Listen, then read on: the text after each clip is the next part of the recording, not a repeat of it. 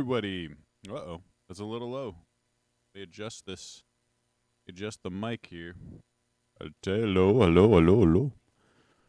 Oh, I think this is what's... Hello, everyone.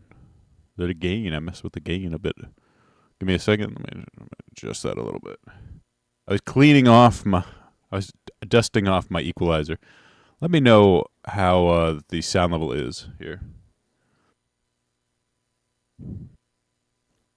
And change the volume. Hey, good morning, Deborah. Good to see you. Let me know if it's too loud or there's some weird audio stuff so I can make an adjustment. But welcome everybody to the Scarred Thumb Podcast. Today we got a lot to talk about, and let's just start off with what you see on screen. Kotaku. Oh, yeah, I always hate to see a bad bad video game journalism go away, don't you?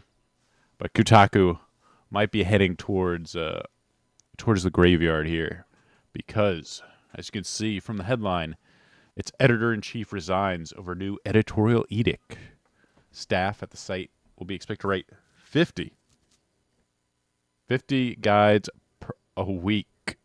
So that's, like what? You got a 5-day work week. You're writing 10 guides a day. That seems a little bit rough. But here, this is from Aftermath. You probably can't see these top, by Geeta Jackson and Riley McLeod. Jen Glennon, who's the editor-in-chief of Kotaku, resigned Thursday. Resignation is seen by Aftermath. Glennon says that she made the choice due to the management team's recent decision to prioritize news in the biggest quotation marks ever seen, in favor of guides. Glennon is the second editor-in-chief since Stefan Toledo's departure in 2001 following potential shenanigans, who was fired August 2023. Aftermath's co-founder Riley McLeod functioned as interim editor. Consideration, I've concluded the management structure and decision-making process at GO Media are not aligned with my values and goals for Kotaku, Glennon wrote in her resignation letter, which was addressed to the GO Media executives. I firmly believe the decision to invert Kotaku's editorial strategy to deprioritize news in favor of guides is fundamentally misguided. Given the current infrastructure of the site, the decision is directly contradictory with months of traffic data and shows astonishing disregards for the livelihood of the remaining writers and editors who work there. Denon also announced her resignation on Twitter. I resigned from Kotaku, and Jim Spanfelder is an herb. According to sources close to the situation, Kotaku will be expected to create 50 guides per week at the site. Currently, Kotaku's homepage features a prominent game tips and guides module at the top of the page in space, which previously reserved for major stories and breaking news, like white people are racist. Staff members have criticized the homepage redesign on social media, noting that Kotaku's major source of traffic is not guides. So, this is since the Greater Hills acquisition, the site known as Gizmodo Media in 2019. The overall portfolio has declined in traffic as well as experts of editorial leadership staff. Co-founders Aftermath include, some of these guys that Aftermath were Kotaku writers, and they're just talking about the sale of Deadspin. Look at all these things. Most recently, Spanfield announced that the sale of Deadspin, awful site, layoff of all staff working there. Paste brought former GO media site Jezebel. Like, this is just the trash, the actual garbage can of media here. Following the site's closure of all layoff of staff, former GO site Lifehacker was sold to Ziff Davis. So rest in peace, Kotaku. But this was, people were criticizing the whole switch to guides. But I'll link this in the clip when I make it. And hey, good morning, Jack. Good to see you. But this was by Upper Echelon. Let me see what Kotaku just died, sort of, where they go into... It is incredibly simple and merely showcases the location of 5 pieces of writing, I think, from back then. And this is like a video where he shows the revenue that he's making just from guides. And some of the stuff is just outrageous. Like this total all revenue. He's saying this is probably an hour worth of work just a simple, but it's generated him almost $3,000 worth of revenue. So, and this is what Upper Echelon used to do for like the latest, video game releases, like say Dragon's Dogma, which we'll talk about a little bit later. But look at that cash that he's making. Like, and he showed some of the other stuff, like this vampire hunting. If he shows, Frostpunk, making about $600, but showing that guides and tips aren't a bad way to go for this site. This essentially the argument he's making here is that the idea that strictly speaking to guides and tips is a legitimate decision by the management over at Kotaku, or the people that own Kotaku. I know that's Gizmodo Media. So what they're doing isn't necessarily a bad decision, though he later kind of goes on to the idea that if you're going to have them write 50 guides a week, basically at that point, which is an insane amount of guides, the only thing they're going to be able to do is to plagiarize or, just sort of copy other things, other sites. And I mean, the other thing, like, I don't like about it is, like, if you go into, like, guides and, like, a lot of the times when I'm just want to look up something, for, like, just find some information, you have all of these things on here. Like, IGN has their own guide on the moons. The Gamer, like, all these sites always show up in the SEO. Then you might have, some actual guides in YouTube. Reddit usually has some pretty good information. Like, sometimes I just want to find, like, some sort of material for, like, Monster Hunter Rise that I'm missing. And then, like, you got, like, a million of these things on the first page. Game Leap, Games Radar, Game Rant. The wikis are probably actually a good source of information. Game 8. Like, if you go into these places, they're just full of crap.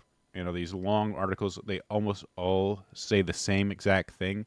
It's like they just copied each other and pasted it onto their site. Again, there's another gamer. The gamer showed up like twice here. Every Moon Explained, like, and this is one of the reasons that Google is so garbage now. Like, you want to look like some simple information for Google, all that shows up, like, boom, experimentation level guy. Like, IGN has already shown up twice here. You want to make you just want some simple information about a moon in Lethal Company, or like just an item in Monster Hunter.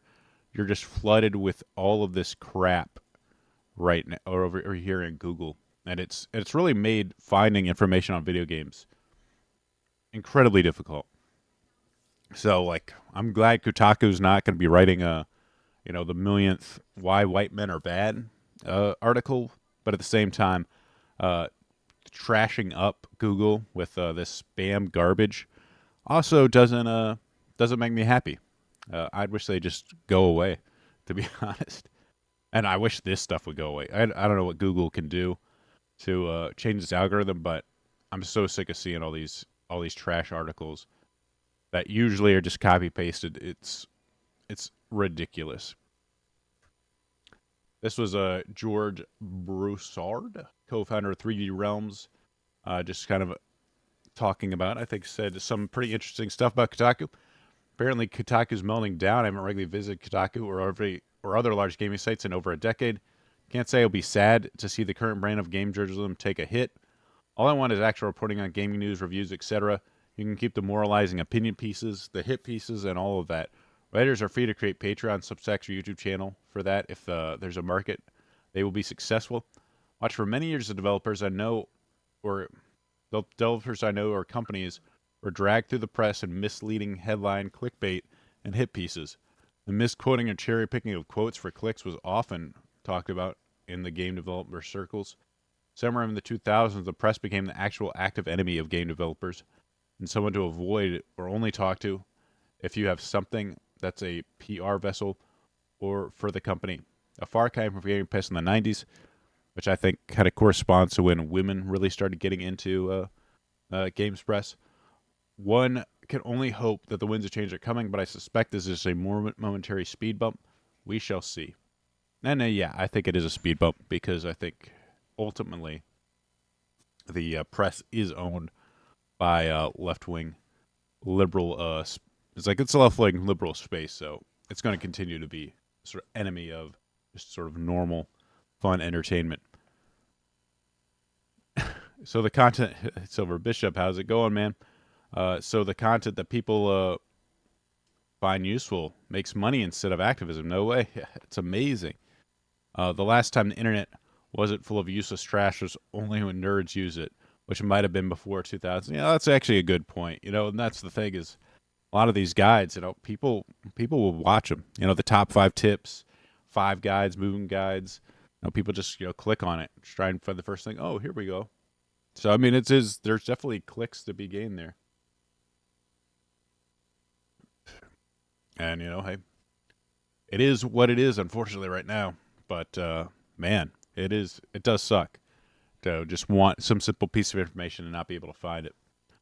I usually have to put in Reddit along with my results because at least Reddit, as lame as that place could be, still has these sort of autistic nerds that are very strict about what they consider the correct information. So let's move on from Kotaku. Dragon's Dogma 2, one of the most anticipated releases of this year. But it is not has not been favorably received in some of the PC space. Got a lot of little controversy around its release on PC. And this is Dragon Dogma Performance Analysis. It'll take everything your PC has and still wants more. Dragon Dogma 2, and this is from PC Gamer. This is by Nick Evanson. Uses Capcom's Reach the Moon engine, which used great success for RE4 Remake and Monster Hunter Rise. It uses large seamless maps, such as the same thing in Dragon's Dogma 2. Hey Ryan, how's it going? That means that there are no loading screens, and primarily jump into the game. But such games are generally most demanding of gaming PCs, and they're no different here. So let's find out just how tough it is. And this is kind of an interesting thing. Performance of Dragon Dogma can be summarized in one utterance: CPU. It doesn't really matter whether you're measuring performance in the city or in the open world. The processor and platform will play a huge role in determining whether or not your graphics card has a chance to shine in the game. If you have a mid-range or budget PC, you'll likely see performance figures in the excess of 60 FPS in the open areas. In the main cities, though, you'll be looking to hit half that figure, even at 480p with low-quality settings. Only with modern CPU graphic cards can stand a chance of having a smooth gaming experience. Capcom's recommended hardware requirements should really be viewed as the absolute minimum. And ideally, you're going to need a 12th gen core, Ryzen 5000 series, or a better CPU. You can get away with having just 6 cores as long as the chip supports multi-threading, at least. Hopefully, most of the frame rate issues will be solved in a further gaming patch and driver updates. There's clearly a lot of work to be done in optimizing everything in the future. And they go, have some. I'm not super PC savvy. It's been a long time, but as far as what's a good core and what isn't, but they kind of show 1080 performance max settings, and it kind of shows just how low some of these things get, 19 to 15. So Dragon Dogma 2 not very well optimized on PC. I even hear some of the consoles are having some issues. So it's a very demanding game, and they might have some work to do on that front. But that wasn't really the only thing. It's probably not the thing that people are getting the most upset about. This is a Dragon's Dogma, more like Drags My Wallet. Jesus Christ, Capcom. You find it after 118 minutes, paying for fast travel, paying for character editing, paying for revive stones. Bro, it's a $100 game. What the F? And then, Dragon's Dogma 2. This is Australian money. So I assume A and dollar signs mean Australian money, but whatever. This kind of goes over just how many microtransactions. You got and this is something that Capcom has done before. But people, don't really like it all that much. I can kind of see why. Here, music and sound, all right, whatever. But it's like Harpy Smoke Beacon, Heartfelt Pendant, Rift Incense, just a keys, Wake Stones, this Restored a Dead to Life, rift crystals, just a little like cha-ching, cha-ching, cha-ching, little like here trinkets and stuff for in-game items. Paying for in-game items is kind of weird, and this kind of latest PC focus. Dragon's Dogma receiving mostly negative reviews. I think between the performance issues and the humongous list of little items that you can buy, people were not happy. And I don't know how many of these people actually bought the game, but we'll get into that later. Hey, how's it going, X-Runner? Looks like Paradox game with a lot of content. Yeah, there's a lot of extras here, but this is Fighting Cowboy. He did a lot of cool armored core guides. In the 100 hours I played into Dragon's Dogma, I haven't needed a single market. I think MTX means microtransaction.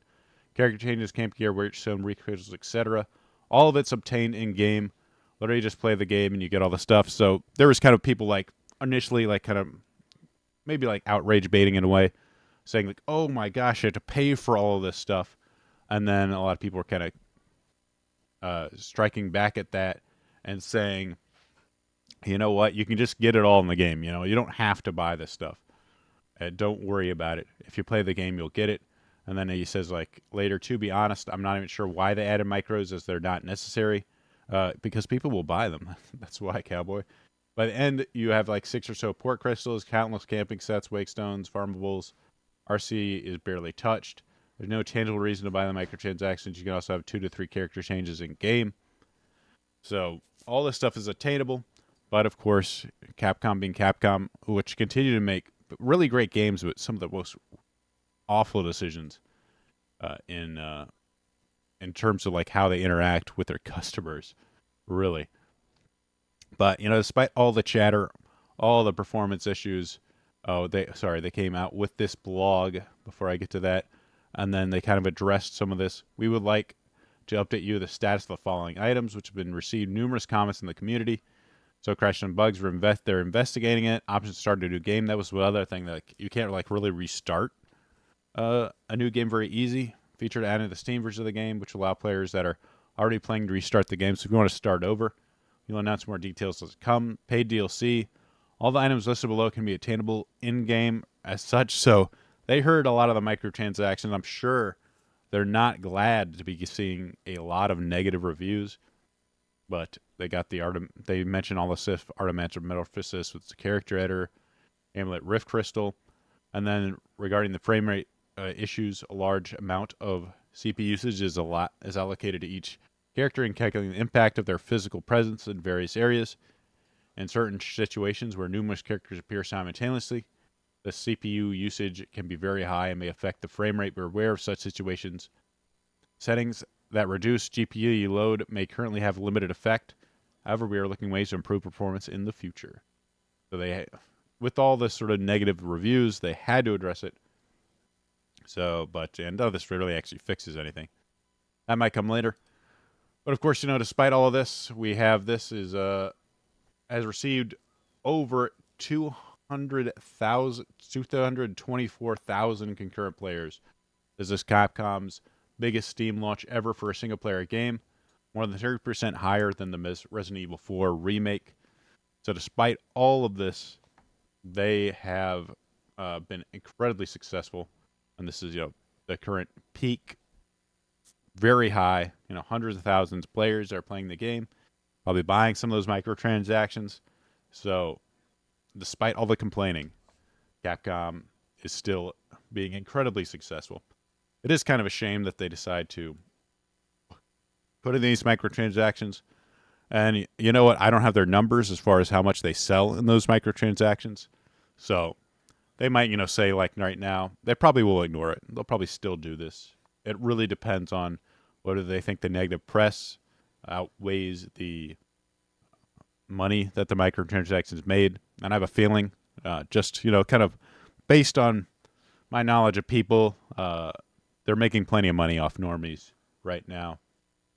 People that, oh, you know, hey, I'll get some Rift Zones. I'll pay, you know, a few extra bucks to get some stuff to help me out. Of course, they've already released tons of mods that will get you that stuff for free. We'll see if Capcom tries to shut those down. Well, they will, actually.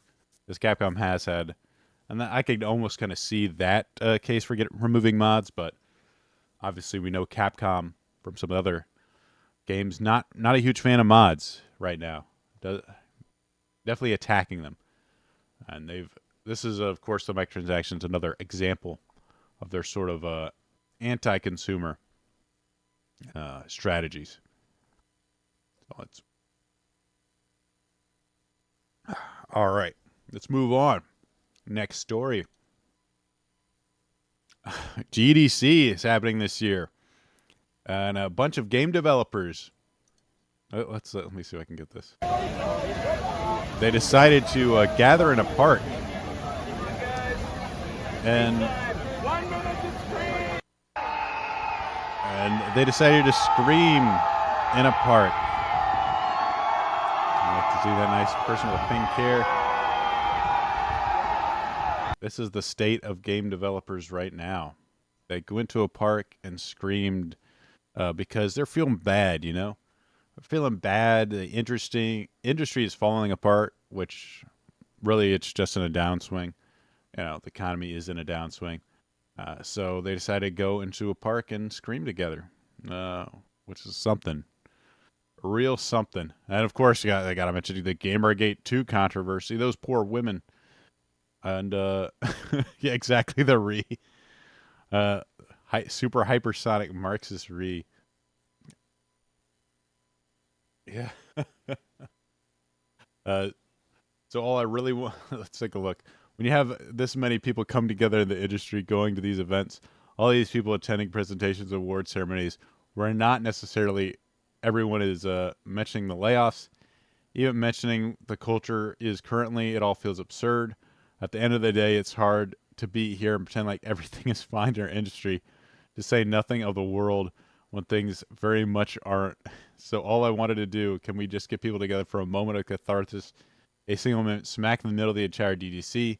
Can we just share some cathartic caterwauling together, even if we say nothing, even if there's nothing else? We feel like there's nothing else we could say at this moment. Don't let GDC go by without acknowledging that collectively we feel like things are not okay. We want things to be different. Oh boy. That's fun. That's really fun. I'm not going to read any more of this, but man, this is from PC Gamer, Andy covering this. Pretty funny, if I'm not be honest. Of course, it's not great for a lot of people that were laid off. But hey, those are the breaks. You know, this happens in every industry. Everybody has to deal with a lot of the stuff to an extent. This is actually a thing I found interesting. This is Bucky. He's the sort of community manager for Pal World, and he is talking about the GDC. Power and Pocket Pair's first GDC was surreal, but also not quite what I expected to be. I've only ever been to the Tokyo Game Show, so I sort of expected GDC to be similar, but with American flags. However, while TGS is very much just a celebration of games, GDC is a lot more about the game industry. At least that is what everyone kept saying. There's a weird vibe about GDC. You'll come across a tiny booth with one PC showcasing Valheim. You'll have to walk past 6 Web3 booths, 4 crypto startup booths, and 2 huge displays about investment firms before eventually stumbling across another lone PC showing off a game. There's a predatory vibe about the whole event too. I generally felt like a huge amount of people I interacted with had no idea about Power World or even gaming, but heard that Fortnite makes a zillion V-Bucks in sales and wanted to get into the gaming space. Of course, I met a lot of Power World fans, which was so fun. I also got the opportunity to meet some game industry legends whose passion and commitment for games blew me away. Those meetings alone made the troll trip worth it. The sessions were awesome, the gamers a joy to meet, and the opportunities the Power World team had were incredible. But there's just a bit of a bad vibe about GDC as a whole. I wish I could explain it better. I suppose, as nice as everyone was, I only really care about the games. Maybe 11 out of 5 back to will give me time to reflect properly, although I probably just spent it watching Dogma 2 videos. I think there was, I don't know if it's the same thing. And then GDC is weird. They literally have a group screaming. Oh, yeah, it's a screaming event. Someone kind of mentioned, like, you have to kind of go into the GDC to sort of meet. You have to sort of search to find the real GDC. This is kind of interesting and, like, something, you see in a lot of spaces where a lot of it is very like kind of like sort of like grifting, predatory grifting. Like, hey, here's my new thing. Like, hey, get rich quick schemes, all of that stuff. People paying for exposure in these places to try and make a buck, and it kind of overshadows actual people making good content. Maybe it's kind of like a lot of spaces, to be honest. That was kind of interesting because I don't never been to GDC. I've seen like some of those stupid talks they do about the game industry and diversity in the game industry. They have a lot of left wing sort of identity politics talks during it, and sessions, but I never see a lot of games out of it. So maybe it is full of grifters, and it's a shame Bucky had a bit of a bad experience, but oh well. Interesting. GDC. Let's move on. Stardew Valley reaches an all-time peak after launch of 1.6. So, damn, look at that peak. Boom. Flying up. Stardew Valley coming out with its recent 1.6 changelog. I mean, this game's been around forever, and it's still periodically getting updates. With the new stuff like festivals, a mastery system, a lot of new stuff has been added. You get multiple pets. I could probably go back and play, and it'd feel like a brand new game. One of the big things, I mean, they mentioned, oh, look at all the stuff they added. But a huge thing that we're going down here, multiplayer changes, is you can now have up to 8 players on PC. Many improvements for multiplayer performance and stability. And then, so this is pretty amazing. You can have an 8-player multiplayer session on PC in Stardew Valley. I think it used to be a 2. I'm not 100% sure, but huge changes to 1.6, and people are going back now after that and playing some. I mean, look at this. Holy smokes. It's a gigantic changelog. So 1.6 adding huge amounts, and it looks like people are flocking back to Stardew Valley to play it. Always cool to see a game that probably cost like, I don't know how much on Steam. I think I paid like 10 or $15 for it, a few years back, and still getting content. Sort of a nice, fun little game that still continues to go. I think it's mostly done by like one guy, but very successful.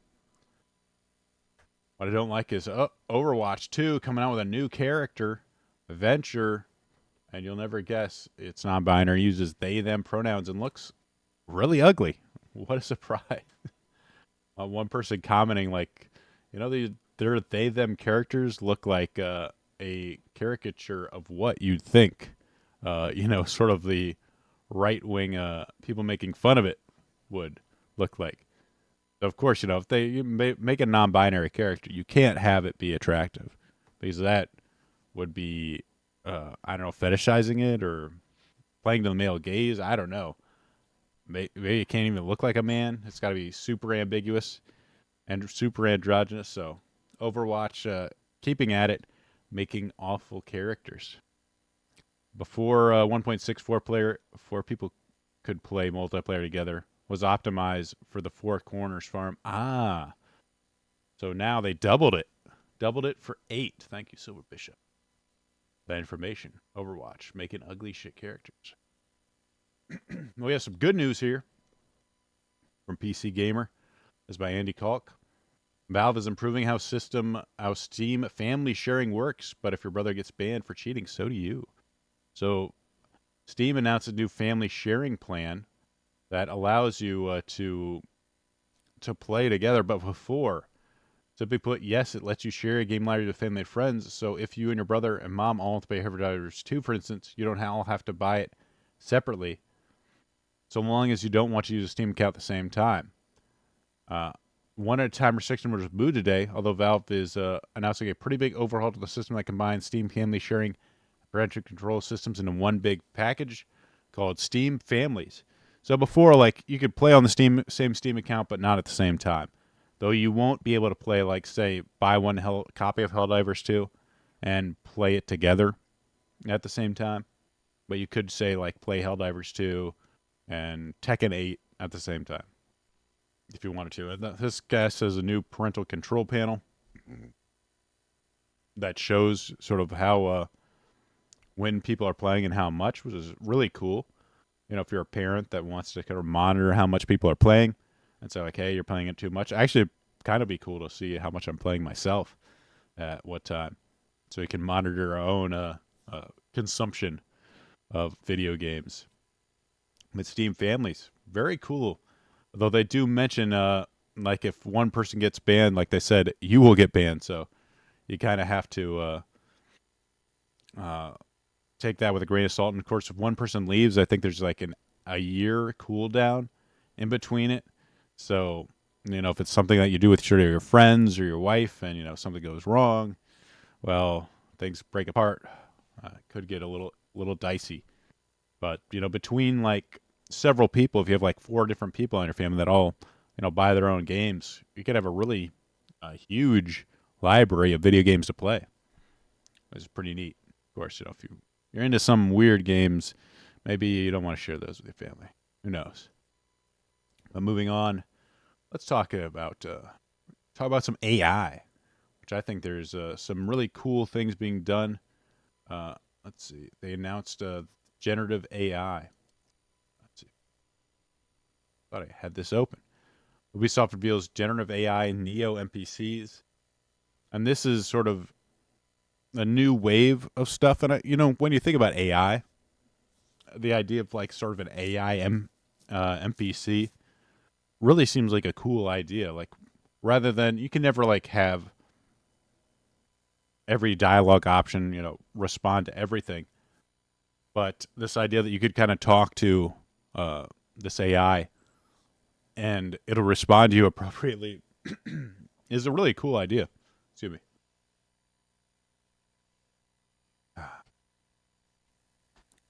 So you could talk to them. You could say like, hey, let's go over here. And they kind of go in to explain how it works. And right now, the way they're like this particular thing is being used, you basically there are basically restrictions on like what they'll let you do.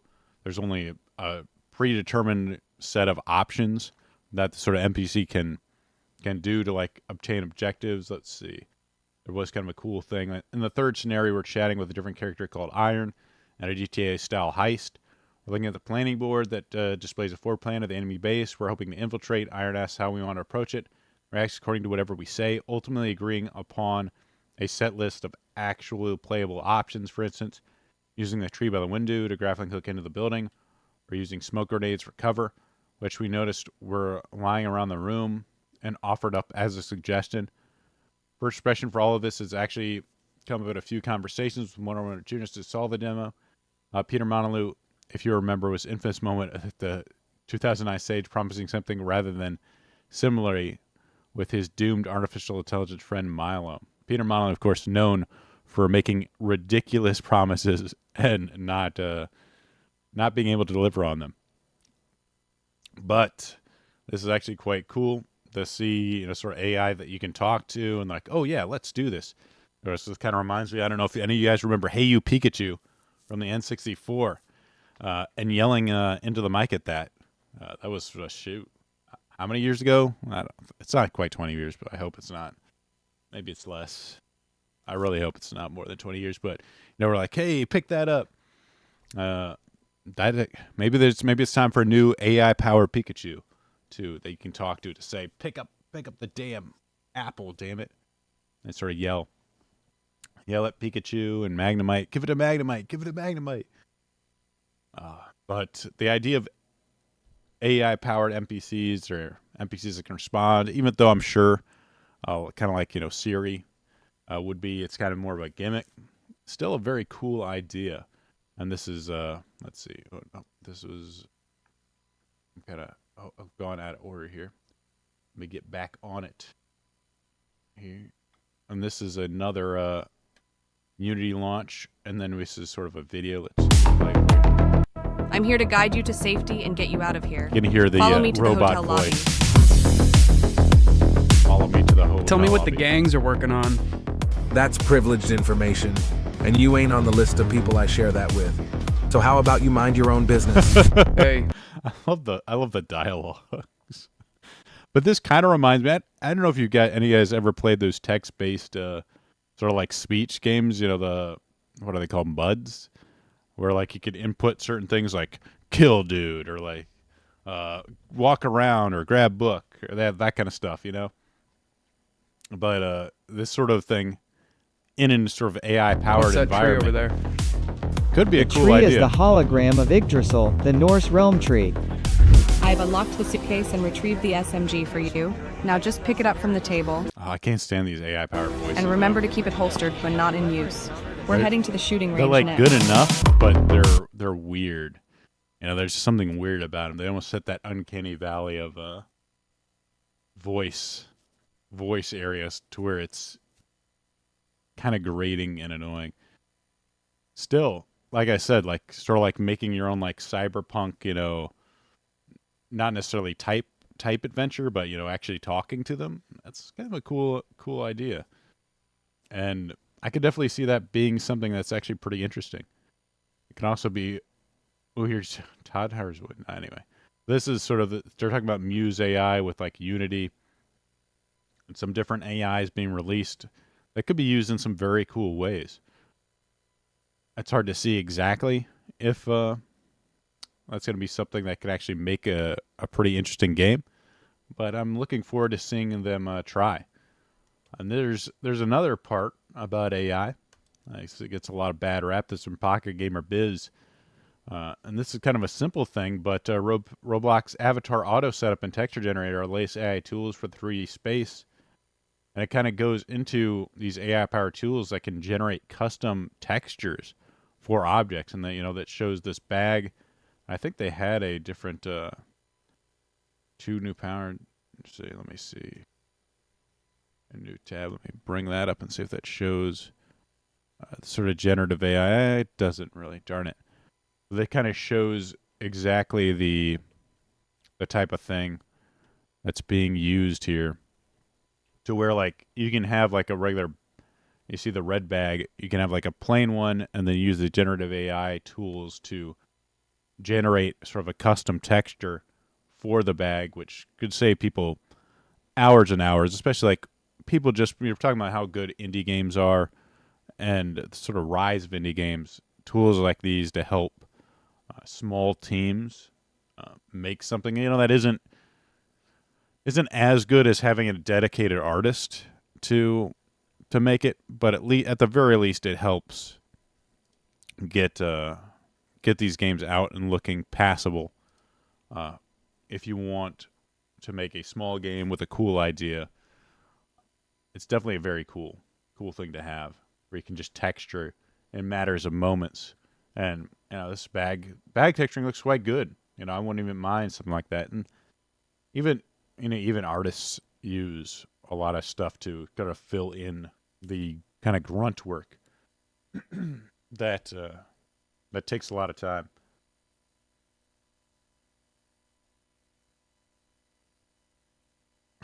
All right, so I got out of place. Let me find my way back. But this AI tools making some very cool things in the future possible, I think. Other thing I want to talk about is this happened earlier this week. PSA, this is the Anti-Cheat Police Department. PSA, currently an RC exploit being abused in Play Apex, is unsure whether it comes from the game or actual anti-cheat. I would advise against playing any game protected by EAC or EA titles. Once they have fixed this or can comment. Currently, the RCE is being abused to inject cheats into streamer machines, which means they have capabilities to do whatever, like installing ransomware software, locking up your entire PC. So this is a huge issue, and something that this happened before with I think it was Dark Souls PvP. People were able to use a remote RCE. I think that's a remote something executable which they can inject. They can literally put hacks, and this is sort of the screen right here where they show that they can. They actually went into some of the streamers are playing a national championship and installed cheats on their machine, like they could see everything. You know, auto aim, that kind of stuff. So like, whoa, what's going on? I'm being hacked. And this actually, the EA or Easy Anti-Cheat, which is a sort of a common remote code execution. I see. Thank you, X-Ray. I knew one of you programming guys would be able to know it. I think you were talking about it in the Discord too. So this is the first tweet they've made in 5 years. Easy Anti-Cheat, another anti-cheat software, not very well liked by a lot of people, but they had actually tweeted this. They were so this was such a big thing about the possibility that Easy Anti-Cheat was being used for this remote code execution. They said, we have investigated recent reports of potential RCE issues with Easy Anti-Cheat. At this time, we are confident there is no RCE vulnerability within ACA being exploited. We will continue to work closely with our partners for any follow-up support needed. The first, like the guy right below it saying, first cheat in 5 years. Have you updated Easy Anti-Cheat in all those 5 years? Sort of laughing at the idea this is the first time they've ever responded to it. So people for quite a few days were kind of wondering, uh-oh, like, can we not play any games with Easy Anti-Cheat? Because stuff like, I believe BattleBit uses it. I know Armored Core 6 uses it. Many other things use it. So people were worried for a good reason. And then this is from TechCrunch by Lorenzo. Oh my God, Francisci Bisciari? Who knows? Yeah, sorry if I butchered your name. On Sunday, the world of video games were shaken by hacking and cheating scandal. In a competitive esports session tournament, Apex Legends, a free-to-play shooter, 100,000 players daily, hackers appeared to insert cheats into the game of two well-known streamers, effectively hacking the players mid-game. Wait, what the fuck? I'm getting hacked. I'm getting hacked, bro. I'm getting hacked. Instead of one of the players allegedly compromised during the stream of gameplay, the incidents forced the organizers of Apex Legends Global Series Tournament, which is a $5 million total prize pool, to postpone the event indefinitely due to the competitive integrity of the series being compromised. As the mid-game hacks were underway, the game's chatbot displayed on screen appeared to come from hackers Apex Legends Global Series by Destroyer 2009. What a great hacker name, by the way. And R4 Random. Oh, they always have such good names. Destroyer 2009. An interview with TechCrunch, the hacker Destroyer 2009 took credit for the hacks and said he did it just for fun, and with the goal of forcing Apex Legends developers to fix a vulnerability he exploited. So, I mean, kind of antisocial behavior here, but at the same time, he could have done a lot worse. He could have sold it to people and, used it to install ransomware. Some players suggested that Apex Legends is not safe to play and that every player could potentially be at risk. That could apply not only in game, but have their computers hacked too. Destroyer 2009 declined to provide details about how he allegedly pulled off the hacking of the two players mid-game, or which specific vulnerabilities were exploited. I really don't want to go into the details until everything is fully patched. Everything goes back to normal. The only thing Destroyer 2009 said regarding the think he used that the vulnerability was nothing to do with the server. I never touched anything outside the Apex process. That he did not hack the two players' computers directly. The hacks never went outside the game, he said.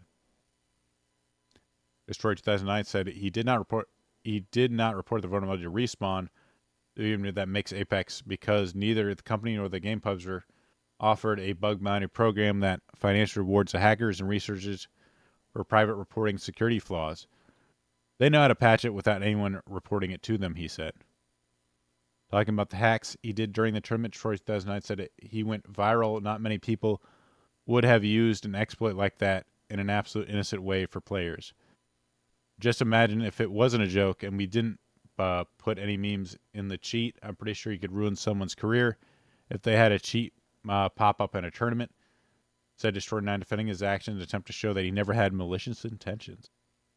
When Destroyer 2009 alleged hacked one of the players, window appeared on the player's screen showing the menu for the tool that could be used to enable different cheats in game. One of the options in the cheat window was vote Putin. So this guy going in. All right, see you later, Silver Bishop. So this guy going in, installing it. Neither respawn nor respond on the comment, and then easy anti-cheat developers of easy anti-cheat code in Apex Legends and several other games said on Monday that it was confident there was no exploit, sort of mentioning that. So it probably isn't easy anti-cheat, but that's a vulnerability in Apex Legends itself. Kind of an interesting sort of hacking story. You don't hear those as many. Sort of, I don't know necessarily. It's, what do they call them? Like white hat hackers. But, you know, kind of wanted... He said he would have told them if they gave him money, but they should know how to do it. Patch the exploit. Kind of interesting thing to do. Kind of fun in a way, but I assume messing up a tournament. Definitely has some cost, too. And they wasn't the only people that hacked. Bill Trennan of Nintendo. Some people that are Nintendo fanboys might be familiar, but he was hacked, and look at what they changed it to. Chop G. Cobra Tail. Andrew Tate, human trafficker because I told friends how to post on TikTok. Rapist because some girl remembered for 15 years ago and once I became rich. Fight evil. HB double / top. So, Bill Trennan becoming a Top G account apparently after he was hacked. Again, kind of funny. But I think someone stole his at too, so kind of sucks. But kind of funny in a way too. Bill Trennan becoming the Top G. And we'll cover this. Let me just get another drink of water.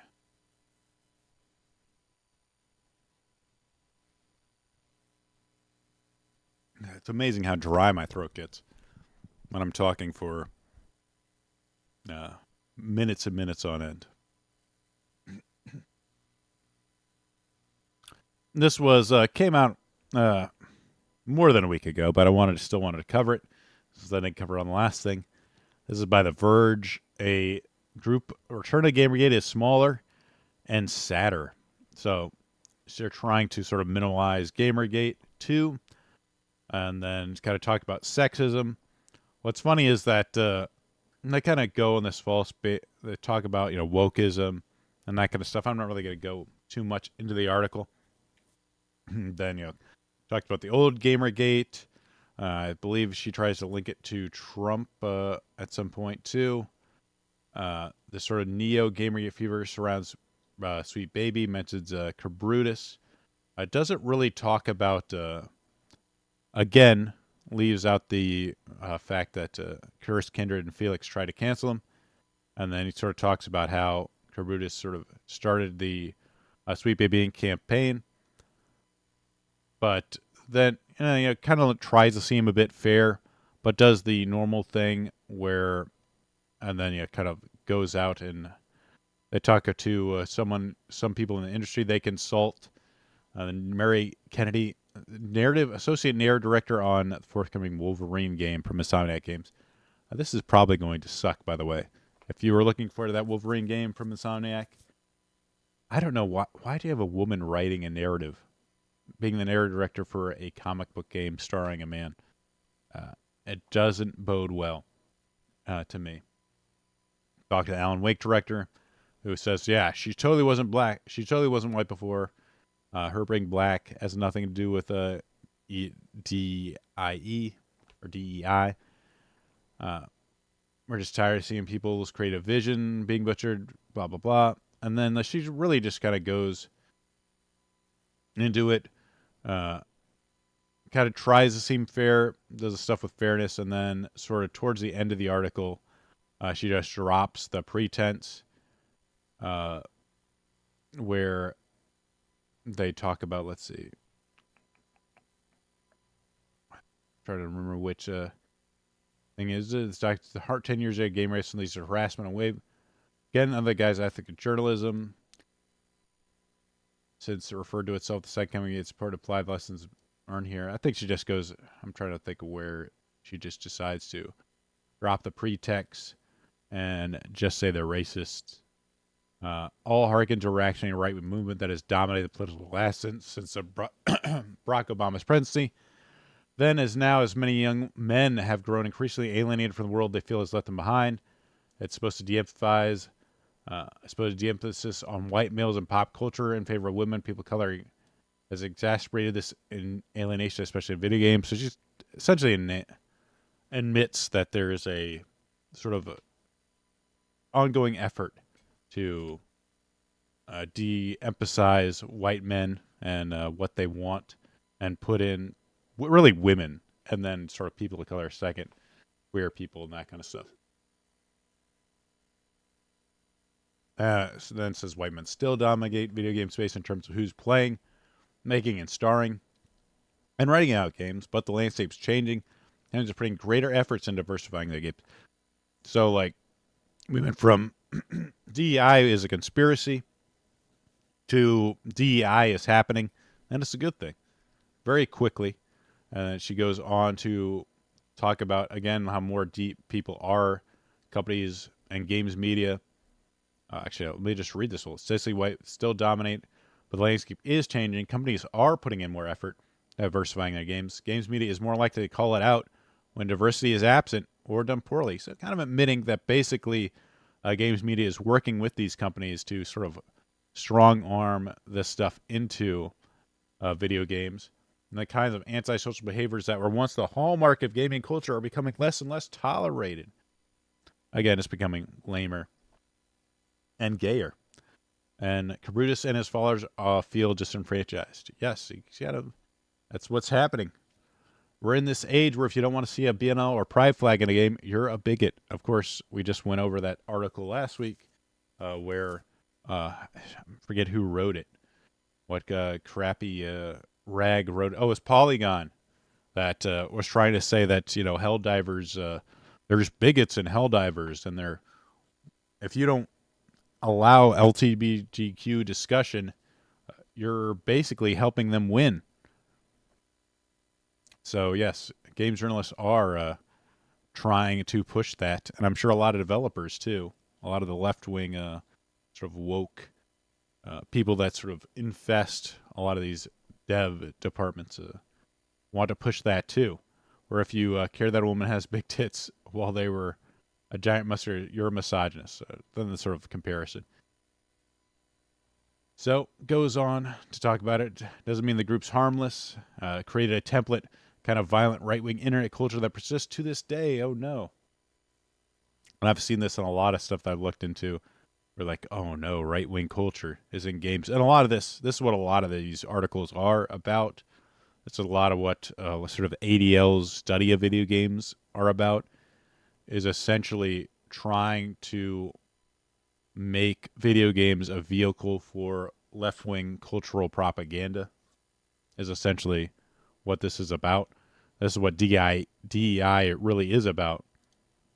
And he's trying to shift the Overton window of culture, so things like if you don't like the idea of automatically like, oh, this person has to be gay, this person has to be black, like we need to put this stuff in.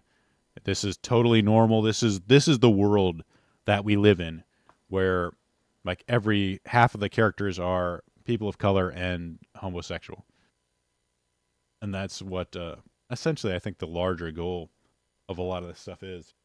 Of DEI is,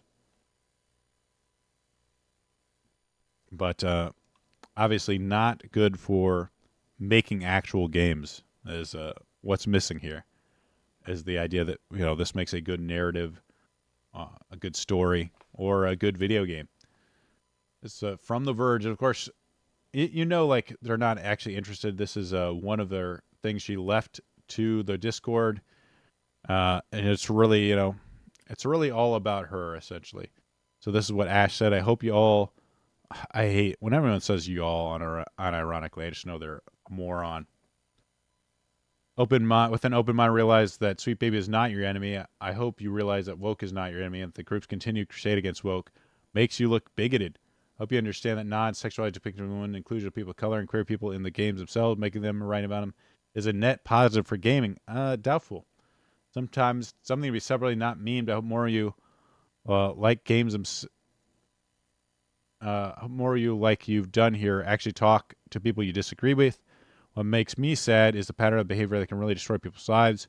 You have this group of like-minded people assembling in a common cause. Well, I believe you say you're not going to try and clean up your act. There will be those who don't want to clean up their act. They'll get pushed into private discords. The more like-minded folks who feel like they have more license or freedom to let their worst impulses fly, they'll get even more fringe. Talk about worse and worse until the initiative is complete. They've lost friends, families, job, and health because nobody wants to be around them for this kind of behavior. It'll happen with Gamergate, QAnon, and it'll happen again. Hope you'll stop digging through Climber and Alicia Mercante social media pictures of them photoshopping images of them. So really, like I said, a lot of these people are really just activists masquerading as journalists, but there really isn't a difference, to be honest, between journalism and activism. The purpose of journalism really isn't to report stories, it is to push a narrative. And then the last story, there's a game coming out in the summer, a Reflector, going into turtle mode for Unknown 9 Awakening. Now that their Discord is locked, forums megaban 99% is the rumor. All you have to do is ask if there is if they're an SBI game, or even use the word sweet baby in a post, even on a positive one. Why hide this info? So basically, it was found out that, someone is working, from Sweet Baby is working on the title of Unknown 9. Actually, I'm missing a slide here. Let me try and find it. No, can't find it there. This is Unknown 9 Awakening. New IP As you can kind of see, fans rejoice. new IP fans rejoice. It stars an Indian girl. Unknown 9 Awakening, the debut project from developer Reflector, course, is coming this year. You might remember the teaser trailer of from Gamescom men a few years attacking ago. an Indian that woman turned is some really heads. this is just And every after day in taking India. a first look at an hour of gameplay, I left eager to get some hands-on time with it and dive deeper. And this kind of looks like a generic 3D shooter. Actually, it's kind of interesting looking at some of the stuff she has. Back into your own body and watch your violent schemes unfold. Technique where she can go into in the people's demo bodies, I saw, this cheeky tactic and she takes over and then can do like these actions. Honestly, it would be a cool concept, like a puzzle type of scenario where like, oh, I got to do this and this, and has cool interactions. But really, in this, it really kind of looks generic when you look at this stuff. And the other problem is like that I can see with this is she also has really defensive powers, direct combat powers. The protagonist really looks a little too powerful, in my opinion. Like something like this, where she can take over bodies and control people, would be cool. If the character itself was kind of weak, died easily, I feel like you really had to use this to sneak around, but they have their own like little like tech trees where you can just like directly fight. They mentioned one of my favorite thing in a 3D game is you can do a parry even a system. perfect parry mechanic. Yes, for those parry looking to get mechanics. My sweaty with timing. favorite thing. Each of these is a parry approaches mechanic on games. I love it. I love when these 3D games have parries in it. Actually, that is one of my pet peeves. Is when they parry. Stupid parry mechanics. But this game looks overall kind of boring. Has a boring protagonist, but hey, she's a colored woman, starring a colored woman. We'll see how well it does. But like I said, one of the people working on it was one of the co-founders of Sweet Baby Incorporated. So people are making hay about that, and other people are getting banned for it. So we'll see. Maybe it'll get more press than it normally would. Maybe they can ride the coattails off the marketing. But I have a feeling this game just isn't going to do that well to begin with. So that's it for the podcast, guys. Thanks for stopping by, and we'll see you later. Oh, white hatters are ethical hackers. Oh, thank you, X-Runner. That's what I thought. I think it was like white hat. Yeah. It was like hackers that are still pretty nice. I might be stopping by Post Zero later. You can check out Jack's channel. to see that. I might link it in the description. That should be happening sometime later today. Let me get that link and put it in here. I'll put it in the chat. I maybe not, but that's it. If you wanted to stop by, thank everybody, and you have a wonderful week.